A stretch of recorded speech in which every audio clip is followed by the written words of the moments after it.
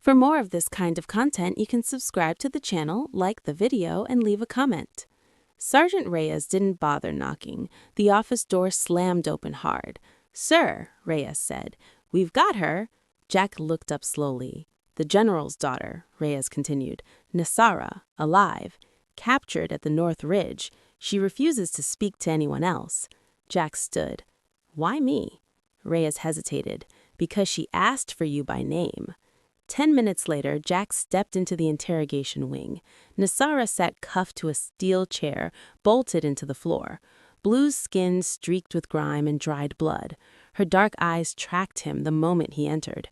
Jack didn't sit. He circled once. "You took your time," she said. "You killed 6 of my men," Jack replied. "That bought you some waiting. They were careless." Jack stopped in front of her. "You're Nisara Kaelen," he said. "Intelligence officer. Field interrogator, daughter of the man coordinating this sector's offensive." Her lips curved slightly. "You know who I am." "I know what you're supposed to be," Jack said. "What I don't know is why you let yourself get captured." "Maybe," she said, "I wanted to meet the human who broke Fenris Pass." Jack didn't react. He activated the recorder. "State your rank." "Commander," she answered. "Your mission." "Classified." He nodded once. "Expected." Jack pulled a chair and sat across from her. "Let's skip the ceremony," he said. "You know how this goes. You lie, I verify. We repeat until one of us gets tired." "And then?" she asked. "Then you decide whether you want to walk out of here alive." She shifted forward in the chair. The chains clinked. "Unshackle me," Nisara said. Jack's eyes narrowed. "No." "I didn't say it was a request," she replied. "I said it was an offer." He leaned back. "You're in no position to make offers." "That's where you're wrong," she said. "Position is an illusion." She drew a slow breath. "I've been interrogating soldiers since before you earned that uniform," she continued. "Pain doesn't work on men like you. Threats don't either." Jack said nothing. "But desire," she added, "creates cracks." Jack stood and reached for the cuffs. Every instinct screamed trap. He released them anyway. Nisara rose, rubbing her wrist once before straightening. She turned to face him. Then deliberately, she removed her combat shirt and let it drop to the floor. "Now," she said, "ask your questions." "You think this changes the rules?" he said. "I think it reveals them," she replied. He reached past her and shut off the recorder. Nisara's eyes flicked to the device, then back to him. "You're confident," she said, "or careless." "I'm neither," Jack answered. "I just don't like being lied to on record." She considered that, then stepped closer, then asked something that matters. Jack gestured toward the chair. "Sit." She didn't argue. "Fenris Pass," Jack said. "You mentioned it earlier. Tell me what you know." "You broke our left flank by sacrificing your forward unit," she said. "You knew they wouldn't survive, but you needed the canyon sealed." Jack's jaw tightened. "That unit wasn't supposed to die," he said. "They were always going to," Nisara replied. "You just chose where." "That's accurate," Jack said. "Why tell me the truth when you could lie?" She leaned back slightly. "Because you already know it," she answered, "and because I want you to recognize when I'm honest." "Troop numbers," Jack said. "Eastern Front." She rattled off figures. "Wrong ones." Jack didn't react. "Supply routes." Another lie. Close enough to pass if he hadn't already verified it. "Command structure." She hesitated just long enough to be intentional. Then she gave him partial truth. Jack exhaled slowly and stood, moving toward the table. "You're selective," he said. "You lie when it's safe. You tell the truth when it builds credibility." She smiled faintly. "You learn quickly. That's my job." "And yet," she said, "you're still here alone with me." He met her gaze evenly. "You asked for me. Don't pretend you're surprised." "I think you're disciplined," she corrected, "which makes you dangerous." She rose again and closed the distance this time, close enough that Jack could feel the difference in temperature between them. "I don't need you to trust me yet," Nisara said. "I need you to doubt everyone else first." "You're playing a long game," he said. "So are you," she replied. "The question is whether we're playing against each other."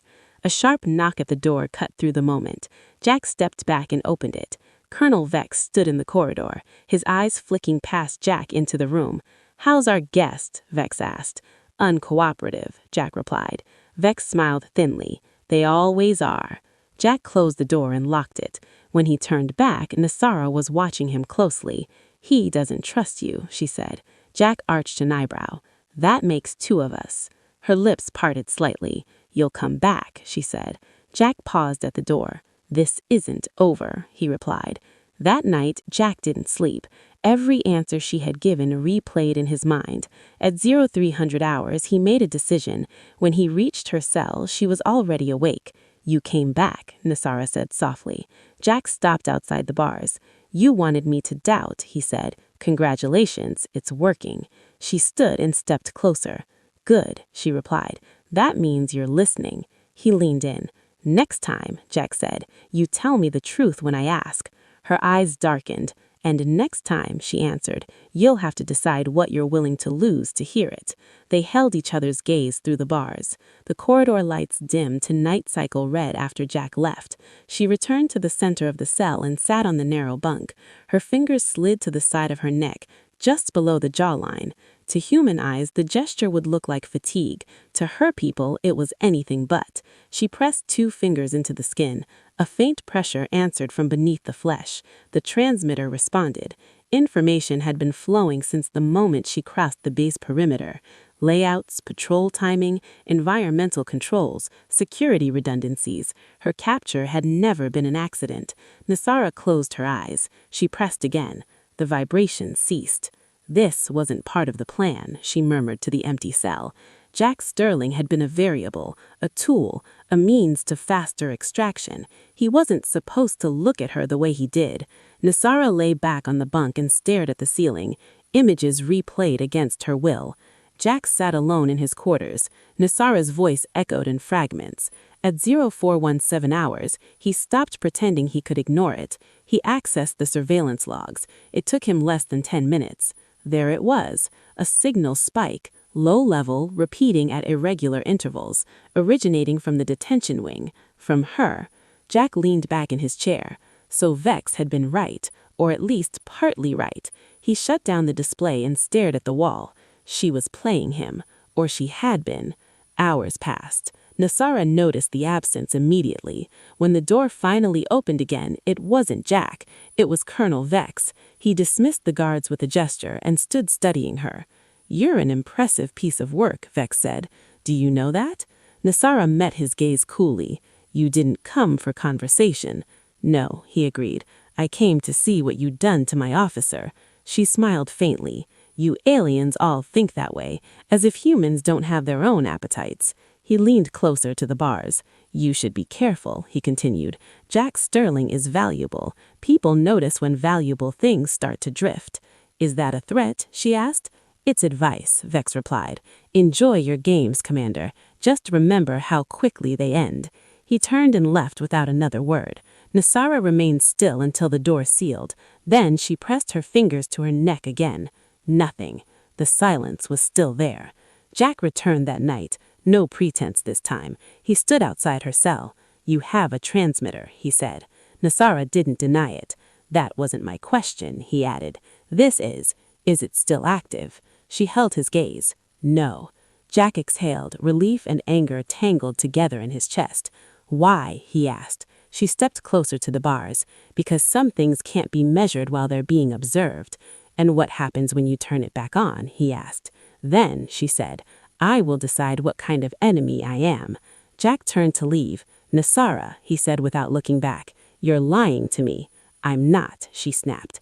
Jack returned to his room but couldn't sleep again that night. He didn't intend to go back that morning. He told himself that as he walked the corridor, told himself again as the guards nodded and stepped aside, told himself a third time as the cell door opened and Nisara looked up. "You didn't sleep," she said. Jack set the tray down on the narrow table. "Real food." They ate in silence at first. "Your base is efficient," Nisara said. "Too efficient for a force that's losing men at the rate yours is." Jack glanced up. "You've been counting." "I've been listening," she replied. "You underestimate how much a prisoner hears." He didn't deny it. "Why turn it off?" Jack asked. She set the food down. "Because if I kept it on," she said, "everything between us would be a lie." Jack leaned back slightly. "And now," she replied, "I don't know what this is." The words slipped out before he could stop them. "3 of your high commanders are feeding us intelligence." Nisara stilled. Jack realized too late what he'd said. Her eyes lifted slowly. "Repeat that," she said. Jack swallowed. "Your father doesn't know," he added. "It's compartmentalized. We've been validating it for months." Silence pressed down hard. "Names?" Nisara said. Jack didn't answer. Her gaze sharpened.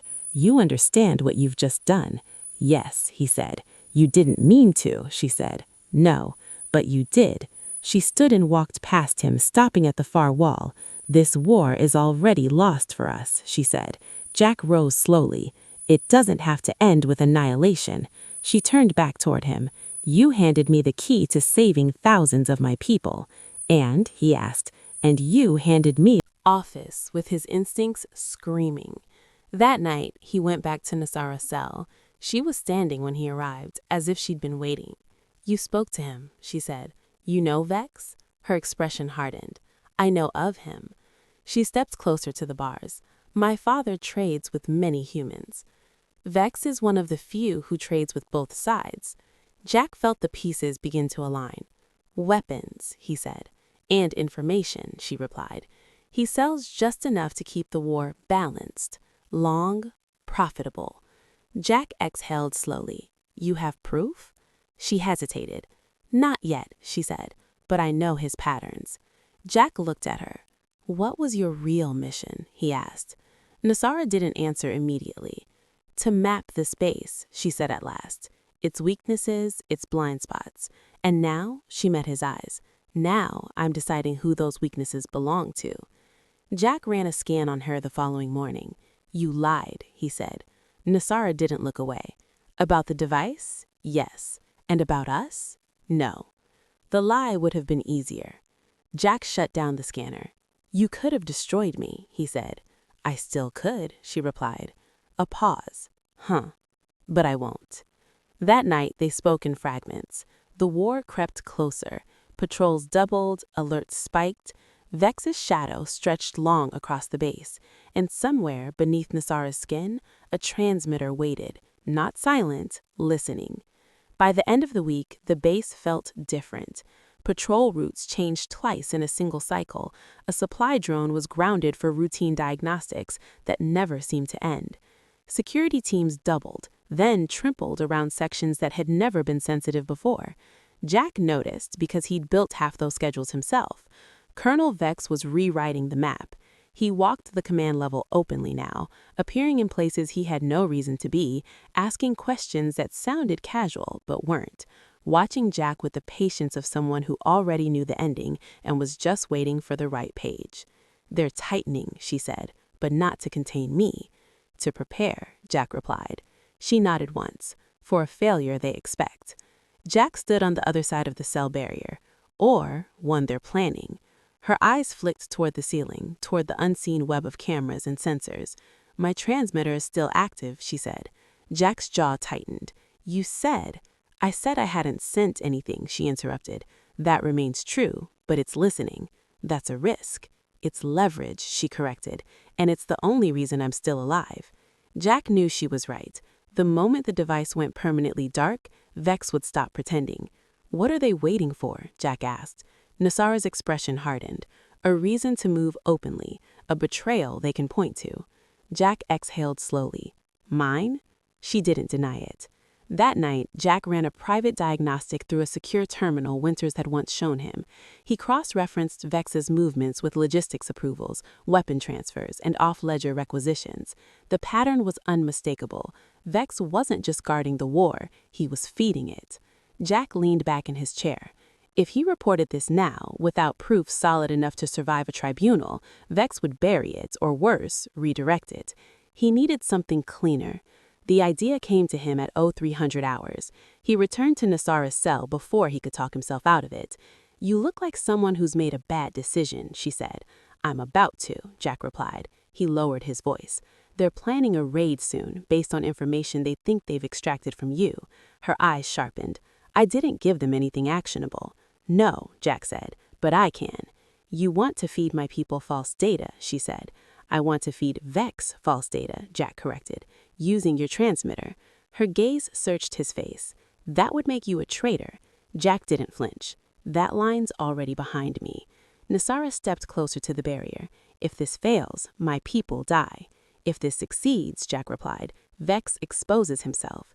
She was quiet for a long moment, then she nodded. Do it, she said. Jack moved fast after that. He altered patrol schedules that didn't exist, logged weapons caches that were never placed, opened corridors that led to reinforced kill zones instead of vulnerabilities.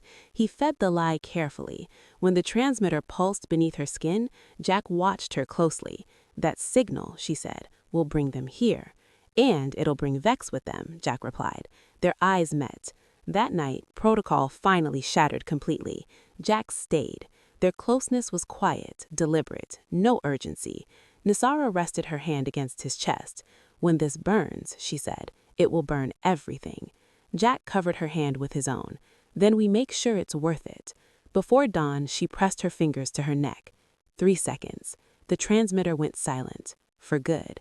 Now, she whispered, there's no turning back. Jack closed his eyes briefly, then opened. Then we don't turn back, he said. Outside the cell, alarms began to cycle to readiness. Somewhere beyond the base, ships adjusted course. The trap was set. The base went to full alert just before dawn. He was already moving when the first report came through his comm. Multiple contacts exiting hyperspace, alien signatures, estimated impact in 12 minutes. Vex's voice followed seconds later. All units to defensive positions, this is not a drill. Jack cut through a maintenance corridor instead of the main hall, bypassing checkpoints that were already locking down. He reached Nisara's cell as the first distant thump echoed through the structure. They took the bait, she said. Jack keyed the manual override Winters had quietly given him days ago. The cell door slid open. Nisara stepped out. Once we leave this corridor, Jack said, there's no more pretending. She nodded. There hasn't been for a while. Another impact shook the walls, closer this time. Jack handed her a compact sidearm. She tested the weight, then met his gaze. You trust me with this? I trust you with my back, he replied. That's more dangerous, she said softly. They moved. The base was chaos now. Soldiers ran drills they'd practiced 100 times, unaware that the attack they were preparing for wasn't real. Jack routed them toward the Eastern Access Hub, exactly where his falsified patrol schedules indicated the weakest resistance. Above them, the first real explosions hit. Alien forces poured into kill zones they believed were open corridors. Automated turrets came online. Heavy doors sealed. From the command deck, Vex watched it unfold. Good, he murmured. Exactly predicted. Then his display flickered. Data streams misaligned. Casualty projections spiked on the wrong side. What's happening? He demanded. A technician stammered. Sir, they're hitting reinforced sectors. We're reading heavy losses on the alien side. Vex's expression hardened. That's impossible. At that exact moment, Jack and Nisara reached the communications array. 2 guards stood outside. Jack didn't hesitate. One clean strike. They were through the door before the bodies hit the floor. Nisara moved to the console immediately. Your defenses are tearing them apart, she said. They'll realize the deception soon. Then we don't give them time, Jack replied. He opened a secure channel Winters had flagged as emergency only. Command, he said, patch me through to all frequencies, human and alien. Winters' voice came through. You have 60 seconds. Jack didn't waste them. This is Captain Jack Sterling, he said. The attack you're witnessing is based on false intelligence, deliberately fed to both sides. Nisara stepped beside him. I am Nisara Kaelen, General Kaelen's daughter, intelligence commander. The channel erupted in static, overlapping voices. Jack raised his voice. This war is being prolonged for profit. Colonel Vex has been selling weapons and information to both sides. Vex spun toward the comm officer. Shut it down. Nisara continued. The proof is already transmitting. Logs, transactions, coordinates. Vex drew a sidearm. He never got to fire it. Security flooded the command deck. Weapons raised. Colonel Vex, Winter sat over the channel. You are relieved of duty. Vex laughed. You think this ends anything? He snarled. They'll keep fighting. They don't know how to stop. Jack met his gaze through the screen. Maybe, he said, but you won't be paid for it. The channel cut. Outside, the battle shifted. Alien forces realizing the trap began to withdraw. Human defenses held but didn't pursue. The fighting slowed, then stopped. Nisara leaned back against the console, breath steady but eyes distant. "My father will be captured," she said. Jack nodded. "He walked into the trap anyway." She closed her eyes briefly. "He won't forgive me." Jack stepped closer. "Do you need him to?" She opened her eyes. "No," she said. "I needed him to stop." Alarms downgraded. Red lights faded to amber.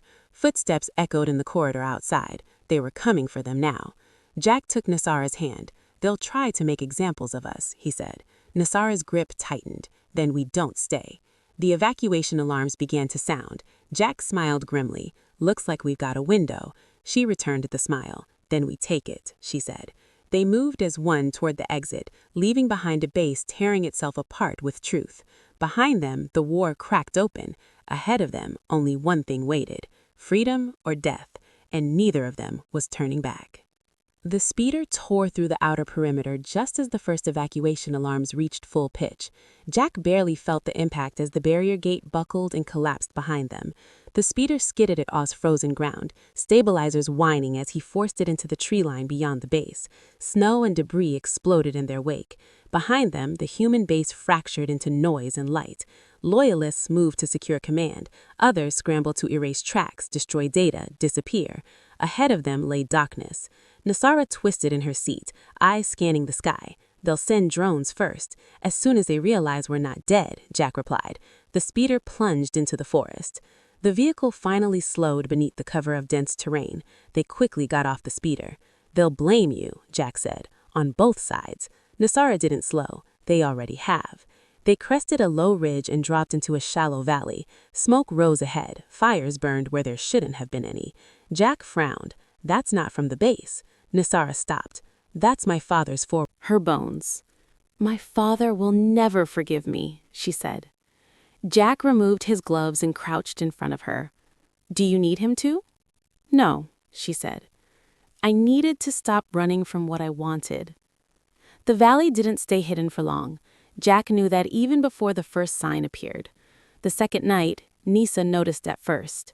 She froze mid-step just outside the cabin. Jack followed her gaze. "They're not attacking," Jack said. "They're watching." Nisara's expression hardened. "That means someone wants us alive." They moved fast, tracks erased as best as possible. By dawn, the valley looked as untouched as it had a week ago. By noon, the knock came. Jack lifted his rifle, motioning Nisara back. "Who is it?" he called. A familiar voice answered. "Captain Sterling. I'd rather not have this conversation through a door." Jack exhaled slowly. "Vex," he muttered. He opened the door just enough to confirm what he already knew. Colonel Vex stood alone in the snow. Nisara stepped into view behind Jack. Vex's eyes flicked to her. "Commander Kaelen, still alive? I had hoped so." Jack kept his weapon trained. "You've got nerves showing up here." Vex smiled faintly. "You exposed me. I lost my rank, my assets, half my allies." He shrugged. "Seems only fair I returned the favor." Nisara's voice was cold. "You're surrounded by nothing."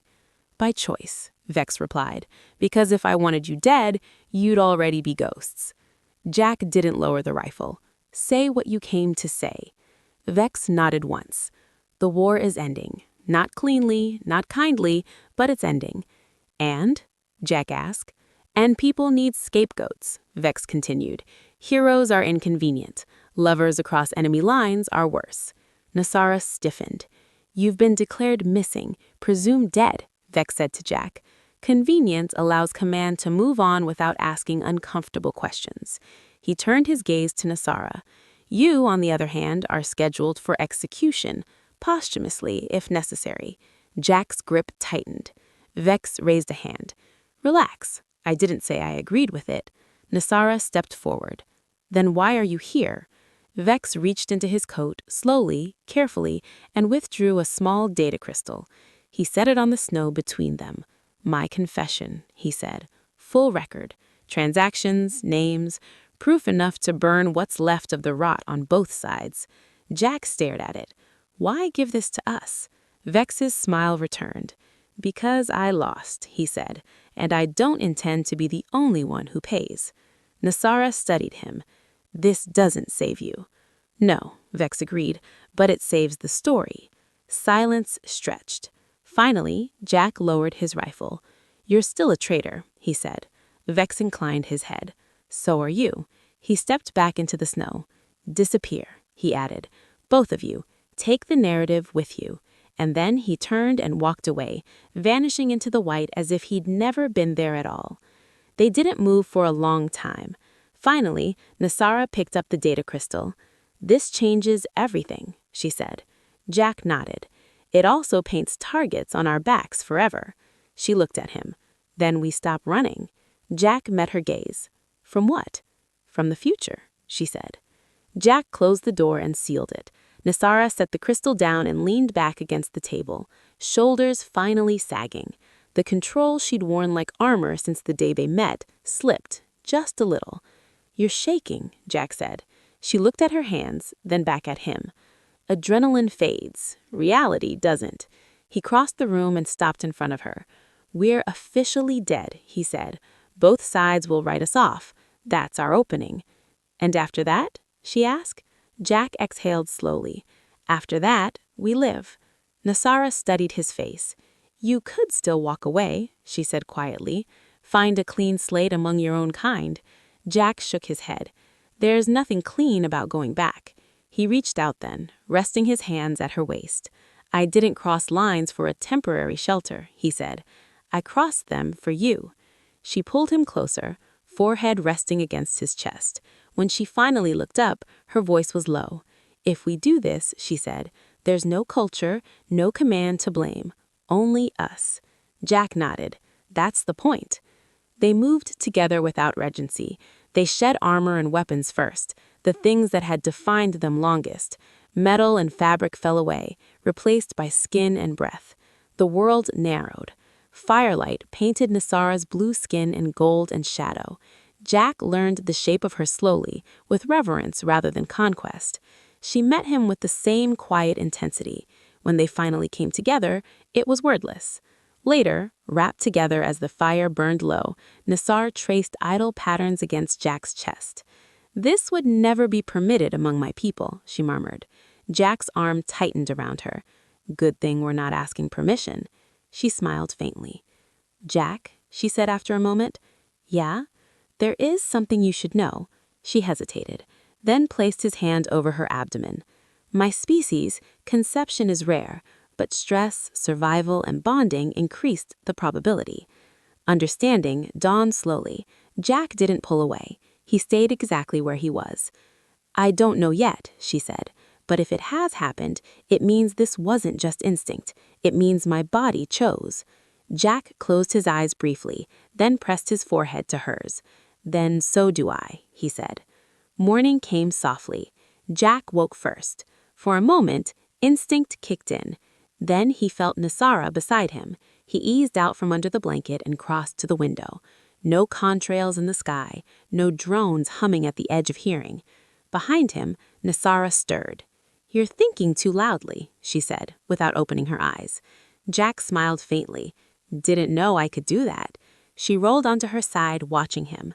Old habit, she said, listening for danger. Me too. They shared that silence for a while. Eventually, Nisara sat up slowly. One hand rested at her abdomen again, unconsciously. The gesture hadn't faded overnight. Jack noticed. You feeling okay? He asked. She considered the question carefully.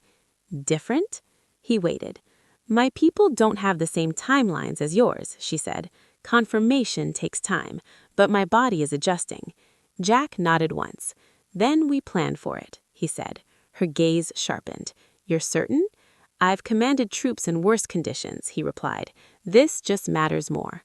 That earned him a small, genuine smile. They spent the day turning survival into routine.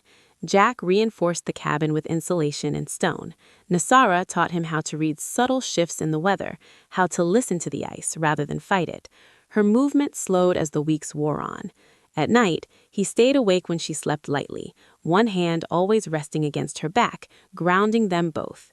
The storm that mattered came in silence, just Nisara gripping his arm and saying very calmly, It's time. Jack nodded once. No hesitation. They worked together the way soldiers did when it anchored her. Hours blurred. Pain came and went, like tides. Snow piled against the cave entrance, muting the world beyond it. And then a cry. Jack froze for half a second, not trusting what he heard. Nisara laughed weakly through tears she didn't bother hiding. "She's here," she whispered. Jack took the child with hands that had steadied weapons and ended lives. The baby's skin held a soft blue hue, deeper than Nisara's, but her eyes were unmistakably human. Jack exhaled. "She's beautiful," he said, voice rough. Nisara watched them both, exhaustion and awe mixing in her expression. "She is ours," she said simply. They named her Elra. That night, the storm outside eased. Snow fell gently instead of howling, as if the world itself had decided to give them space. Jack held both of them as the fire burned low, listening to Lyra's breathing, steady and real. "I was sent to destroy you," Nisara murmured, "to break your people." Jack pressed a kiss to her temple. "You gave me a reason to stop fighting." She smiled faintly. "This peace won't last forever." "No," he agreed, "but she will." Outside the cave, distant signals flickered and died. Patrols withdrew. Commanders reclassified files. 2 names were quietly removed from active searches. The war didn't end with a treaty. It ended with exhaustion. And somewhere far from borders and orders, a child slept between 2 former enemies, unaware that she was the first proof that something else was possible. Peace did not arrive with celebration. It came in absences. Jack noticed the first one in the sky. For weeks after Lyra's birth, the thin contrails of surveillance craft had stitched pale lines across the clouds at predictable intervals. Then one morning, there were none. Gone. Radio traffic followed the same pattern. Static where there should have been coded chatter, gaps where routine call signs once lived, entire frequencies abandoned. "They're withdrawing," she said one evening, standing at the edge of the valley with Lyra bundled against her chest. The child slept soundly, unbothered by the cold. Not repositioning, not regrouping. Jack scanned the ridgeline through optics he no longer fully trusted. Humans, too. Command doesn't retreat unless the cost outweighs the narrative. Nisara glanced at him. And now? Now they need this to end quietly. Weeks passed. Winter loosened its grip by degrees so small they were almost imaginary. Snow softened. Streams reappeared beneath the ice. Lyra grew heavier in Jack's arms. Jack adapted without ceremony. He learned how to hold her so she calmed instantly, how to read the difference between hunger and discomfort. Nisara watched him sometimes when she thought he wasn't looking. "You never hesitate with her," she said once. Jack shrugged. "Hesitation gets people killed." She smiled faintly. "Or it teaches them what matters." They began repairing the homestead instead of merely surviving in it, reinforcing walls, clearing snow, planting markers only they could read. The valley shifted from hiding place to home without anyone naming the transition. That was when the sensor tripped. One signal. Jack moved immediately, rifle in hand, breath steady. Old instincts surfaced without effort. Nisara didn't follow him. She secured Lyra instead. "If this goes wrong," she said calmly, "she doesn't see it." Jack nodded once. The figure emerged from the tree line slowly, making no attempt at concealment. Older than Jack remembered. General Collins stopped at the edge of the clearing and waited. Jack kept the rifle lowered, but ready. "You came alone," Jack said. Colin inclined his head slightly. "If I wanted blood, Captain, this valley would already be ash." Nisara stepped into view, then Lyra cradled against her. Colin's gaze fixed on the child instantly. Something unguarded passed across his face. "I wondered if the reports were lies," he said, "or mercy." "Why are you here?" Nisara asked. Colin exhaled. "To finish something I started." Jack shifted. Colin noticed and raised a hand. Not with violence. He reached into his pack and removed a folded document, sealed and stamped with insignia from both governments. He placed it on the snow between them and stepped back. Jack retrieved it carefully. A full pardon, unconditional political asylum for Nisara and her child. Jack Sterling listed as missing, presumed dead. "They needed an ending," Colin said, "one that didn't require confession." Nisara's voice was steady. "And you?" Colin's eyes never left Lyra. I needed to see what survived. He knelt slowly in the snow, a general reduced to a grandfather without protest or pride. She has your eyes, he said to Nisara, but her presence, that will be her own. Nisara didn't soften. I chose this. I know, Kaelen replied, and for the first time, I understand why. He rose and turned to Jack. You protected what my war would have destroyed, Kaelen said. For that, you have my respect and my silence. He bowed his head once and turned away. When he disappeared into the forest, the valley felt lighter, as if something ancient had finally released its grip. That night, they sat beneath a sky unscarred by engines or fire. Lyra slept between them, her small hand curled around Jack's finger. Nisara leaned into his side. You unshackled me, she said. Jack shook his head. No, you did that yourself. He brushed his thumb along Lyra's tiny knuckles. I just had the key. Above them, the stars burned cold and distant, indifferent to borders and war. Below them, in a valley that no longer needed to hide, a family built from defiance and choice stood unclaimed by any flag. The war didn't end because one side won. It ended because someone chose not to pass it on. And for the first time in a long time, the future was quiet enough to hear itself breathing. Years later, the valley had a name, not on maps, not in any official registry, but among those who knew how to find it, it was called Stillwater, a place where signals faded, where the land folded in on itself just enough to be overlooked by satellites and forgotten by history. Jack had built a fence that morning. It wasn't for defense. It was to keep the grazing animals from wandering too close to the creek where the current ran faster after the thaw. He wiped sweat from his brow and leaned on the post, surveying the land with the same careful eye he'd once used on battlefields.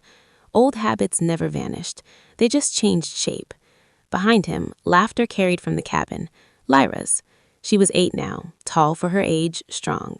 Her blue skin had softened to a lighter shade over the years, sun-kissed in summer, deepening in winter. She ran toward him, boots thudding against packed earth, stopping just short of the fence. You're doing it wrong, she said. Jack raised an eyebrow. Oh? She pointed. That post leans. If you leave it like that, it'll fall in a year. He followed her gaze, then nodded slowly. You might be right. I am, she said. Nisara watched them both with quiet amusement. Time had changed her, too. The sharp edges of command had softened, but none of her strength had faded. Her hair was longer now, streaked not so much as survival made visible. You're training her to argue with authority, Jack called out. Nisara smiled. She's training herself.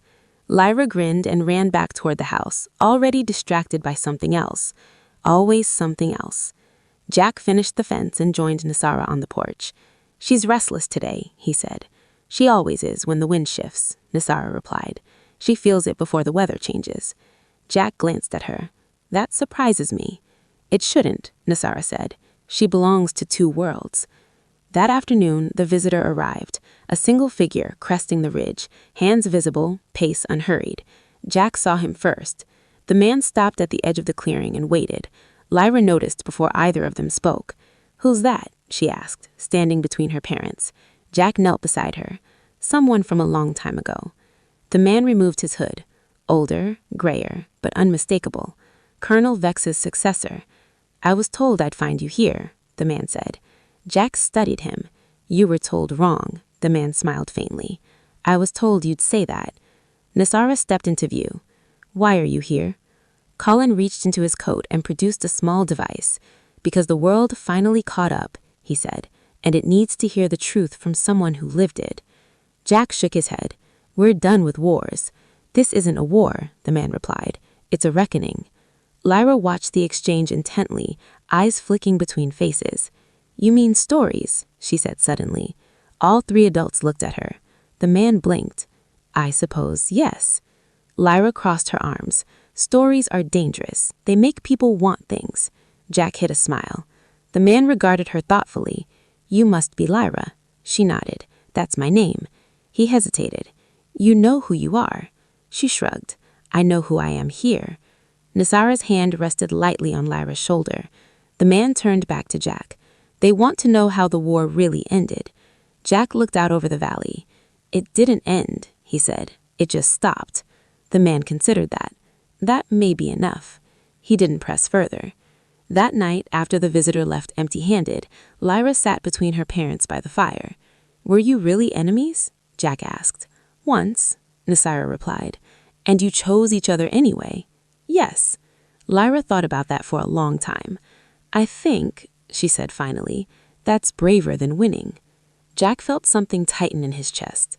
Later, when the valley fell quiet again, Jack and Nisara stood beneath the stars. "She's going to change things," Jack said. Nisara nodded. "She already is." "Will the world come looking again?" "Eventually," Nisara said. "It always does." Jack slipped his arm around her. "Then we'll be ready." Nisara leaned into him. "This time, we're not fighting a war." Later, Lyra stood at the edge of the ridge,